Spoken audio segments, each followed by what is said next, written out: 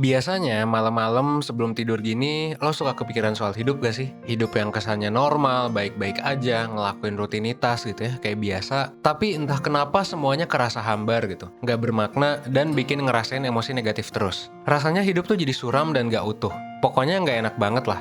Bikin capek dan overthinking, mikirin apa yang sebenarnya salah dalam kehidupan yang lo jalanin. Well, kalau lo pernah ngerasa kayak gitu, mungkin lo bertanya-tanya, apa sih yang bikin hidup lo jadi hambar gini? Nah, terus mungkin lo nanya lagi, gimana ya cara ngatasinnya? Nah, kalau gitu lo tonton video ini sampai habis karena gue bakal ngejelasin lebih lanjut soal kenapa hidup lo bisa kerasa nggak bermakna. Dan gimana caranya supaya lo bisa mengatasi masalah ini.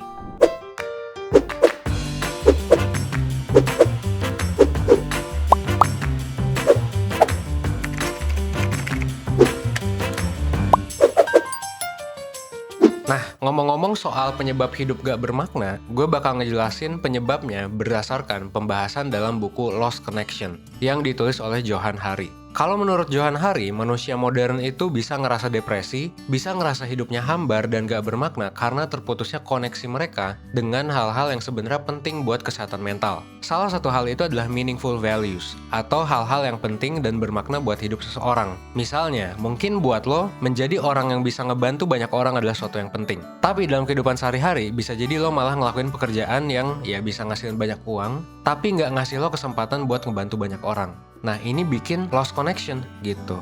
Dan yang akhirnya bikin kehidupan lo mungkin kerasanya nggak bermakna. Padahal, kalau menurut suatu penelitian, perasaan bermakna itu penting banget karena bisa bikin kita ngerasa bahagia, puas sama kehidupan, dan beragam emosi positif lainnya. So, makanya kalau lo banyak ngerasain emosi negatif, mungkin lo bisa cek tuh, apakah belakangan ini lo ngelakuin hal-hal yang bermakna buat lo atau enggak. Tapi sebelum lo bisa ngelakuin hal yang bermakna, sebenarnya sebaiknya ya, lo ketahui dulu value apa yang penting buat lo, buat dijadiin pedoman hidup. Nah, sebelumnya gue mau ngejelasin dulu nih. Kalau values itu ada dua jenis. Ada yang intrinsic dan ada yang extrinsic. Kalau menurut Kasir dan Ryan, values intrinsic adalah values yang cenderung sesuai sama perkembangan dan aktualisasi diri dan bisa memuaskan kebutuhan psikologis. Sebaliknya, values yang extrinsic adalah values yang cenderung berfokus pada reward eksternal kayak misalnya uang atau pujian dari orang lain. Misalnya, kalau lo rutin olahraga karena olahraga bikin lo ngerasa sehat, artinya tingkah laku olahraga lo ini didasarkan pada value intrinsik, yaitu pengen ngerasa sehat. Tapi kalau lo rutin olahraga biar lo kelihatan kuat dan dipuji orang-orang, artinya tingkah laku lo ini didasarkan pada value ekstrinsik. Kalau lo ngelakuin ini, kemungkinan lo buat ngerasain kebermaknaan atau kepuasan dari kegiatan olahraga jadi lebih kecil.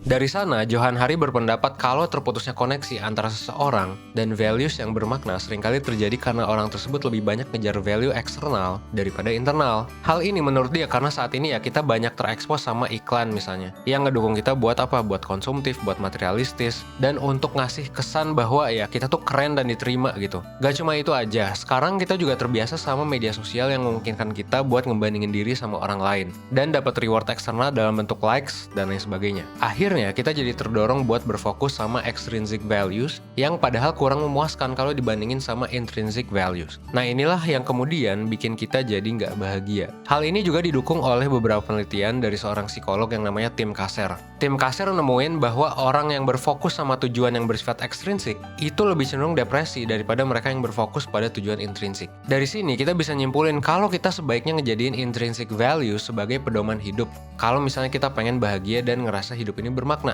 Implikasinya kita pun perlu buat nentuin tujuan hidup yang didasarin sama ya intrinsic value kita gitu. Misalnya kalau buat lo mengajar dan ngebantu pendidikan adalah hal yang bermakna, ya lo bisa kejar cita-cita sebagai guru gitu daripada karir lain yang mungkin lebih bergengsi di mata orang-orang. Nggak cuma itu aja, sebuah penelitian juga nunjukin bahwa tujuan yang kita kejar dan kenapa kita ngejar suatu tujuan itu juga penting buat diperhatiin kalau kita pengen bisa bahagia dan kita pengen ngerasa bahwa hidup ini bermakna. Spesifiknya, mereka tuh nemuin kalau misalnya orang itu bakal bisa lebih bahagia dan ngerasa puas sama hidupnya kalau tujuan hidup yang kita punya itu ditentuin berdasarkan kemauan sendiri, bukan suatu keharusan atau paksaan. Nah, ketika lo menentukan, misalnya nih pengen jadi YouTuber, ya pastiin kalau lo nentuin itu karena emang itu penting buat lo dan itu bisa ngebantu lo mengekspresikan dan mengembangkan diri. Bukan karena lo ditekan, bukan karena lo dipaksa, atau bukan karena lo pengen kelihatan kaya dan populer. Nah gitu ya. Jadi kesimpulannya, biar kita bisa bahagia dan puas sama kehidupan, sebaiknya kita fokus ngejar tujuan-tujuan yang menurut kita penting, yang bisa ngedukung kita buat bertumbuh dan juga berkontribusi. Bukan tujuan yang dipaksain sama orang lain dan bikin kita tertekan.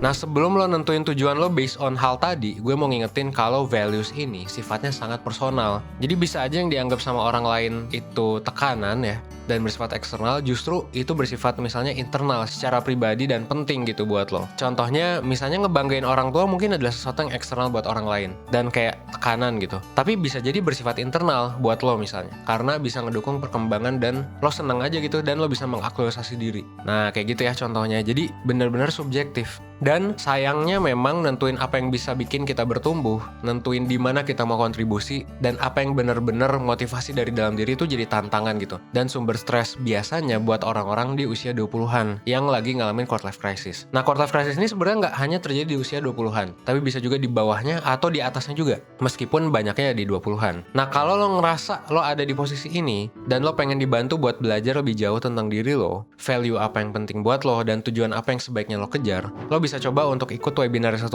yang bakal relate banget sama kondisi lo, yaitu webinar quarter life crisis. Nah ini bakal diadain dalam waktu dekat di hari Sabtu, tanggal 30 Januari 2021 nanti. Di webinar ini lo bakal dapet penjelasan dari gue, Evan, dan juga psikolog 1%, Kak Sabrina, tentang apa itu quarter life crisis dan gimana caranya supaya lo bisa mengatasinya dan bisa merencanakan tujuan hidup lo. Supaya apa? Supaya hidup lo bisa jadi lebih jelas dan lebih bermakna. Dan selain dapat penjelasan, lo juga bakal bisa dibantu buat paham nih, lo tuh lagi kayak gimana sih? Nah, jadi dilihat keadaan psikologis lo lewat psikotes, dan lo juga bisa dapat worksheet, dan lo juga bisa diskusi langsung sama narasumber, sama gue, sama Kak Sabrina, dan juga sama mentor 1% di sesi grup chatnya yang akan berlangsung 3 hari berturut-turut.